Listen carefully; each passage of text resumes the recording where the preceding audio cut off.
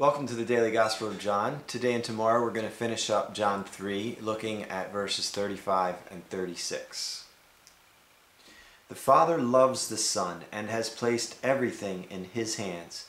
Whoever believes in the Son has eternal life, but whoever rejects the Son will not see life, for God's wrath remains on him.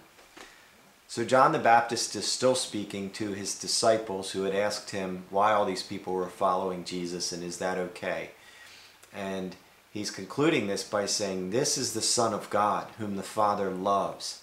We heard Jesus earlier in John 3 in that most famous verse 3:16 where he said, for God so loved the world that he gave his one and only Son, that whoever believes in him shall not perish but have eternal life. So this chapter is filled with the love of God. He loves the world, and because he loves the world, he sent the Son whom he loves and has placed, it says, all things in his hands. I mean, he placed the hope of the world, of saving, rescuing this world, in the hands of his Son whom he loves.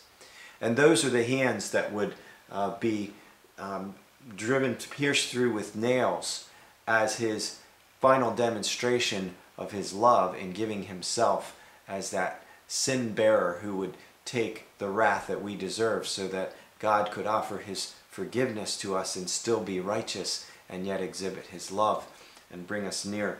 And so John goes on, whoever believes in the Son has eternal life.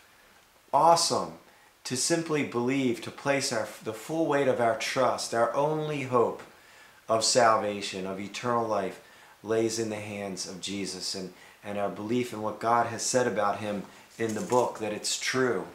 And just a little illustration about believing, because I think some people are confused about this and think that, oh yeah, I believe God exists and that's cool. Well, that's not necessarily it. That's important. But it says in James, well, the devil believes, the demons believe in God, and they tremble. So they're not really saved. They hate God, but they believe he exists. So that's one thing. That's an important step. But it's a different kind of believing. Illustration, imagine on a plane, the announcement comes over the speaker, bad news, the plane is going down. Good news, we have enough parachutes for everyone. So imagine one person saying, oh, cool. Well, I've heard about parachutes, and I believe they're a pretty good thing. They're pretty cool, but he doesn't put one on. He's not going to survive.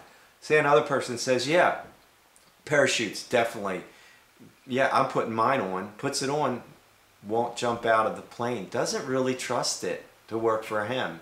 So theoretically, in his mind, it's a good thing, but he doesn't really trust that it will work. And he dies too. Third person puts it on, jumps out of the plane, survives. Different kind of believing. It's a believing that rests the whole weight of its existence on this thing being true, and there is no other way. That's the kind of believing the Bible's talking about. Have a great day. God bless.